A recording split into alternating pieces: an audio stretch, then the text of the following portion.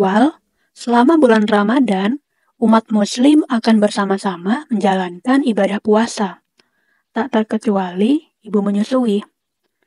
Dalam ajaran Islam, ibu menyusui diperbolehkan untuk tidak menjalankan puasa.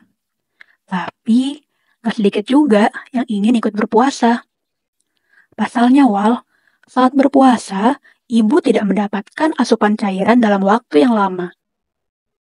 Jadi, bujur kada, Wal, ibu menyusui tidak boleh berpuasa. Ibu menyusui diberi keringanan untuk tidak berpuasa, namun itu tidak berarti bahwa ibu menyusui dilarang untuk melaksanakan puasa. Jadi, jika ibu merasa mampu dan tidak merasa khawatir bahwa puasa bisa membahayakan kesehatan dan juga kesehatan bayinya, maka silahkan untuk berpuasa. Kecuali jika ibu memiliki penyakit penyerta, maka perlu berkonsultasi dengan tenaga kesehatan seperti dokter untuk memastikan apakah aman untuk tetap melaksanakan puasa.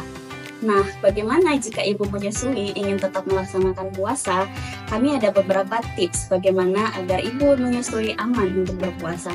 Yang pertama, ibu menyusui harus memastikan bahwa kebutuhan gizinya bisa terpenuhi di saat sahur dan juga di saat berbuka.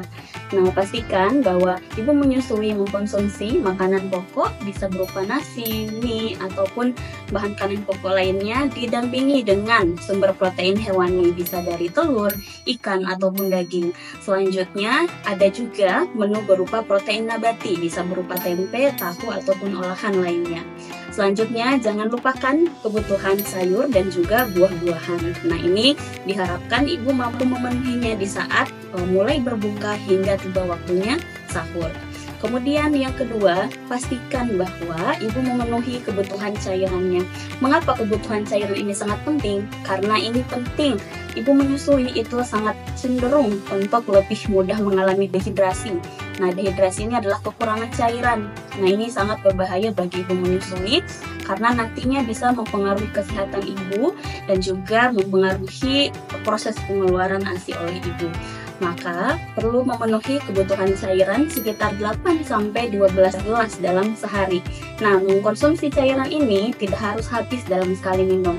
Jadi boleh dibagi pada saat berbuka puasa, kemudian saat setelah melaksanakan ibadah sholat isya atau sholat tarawih, kemudian sebelum tidur, dan saat melakukan sahur. Jadi silahkan dibagi porsinya di waktu-waktu tersebut sehingga dapat terpenuhi.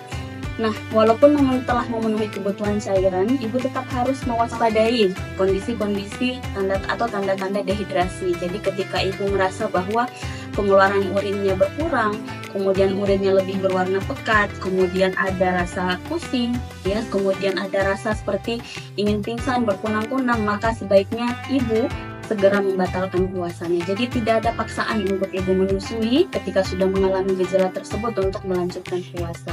Karena ketika tetap melanjutkan puasa itu sangat berbahaya tidak hanya pada ibu tapi juga nanti pada bayinya. Karena bayi juga sangat bergantung pada produksi ASI dari ibunya. Baik, jadi ibu menyusui tidak apa-apa jika ingin berpuasa, tapi jika tetap khawatir dengan kondisi menyusuinya dalam kondisi berpuasa, maka silahkan berkonsultasi kepada tenaga kesehatan, boleh ke dokter ataupun ke ahli gizi.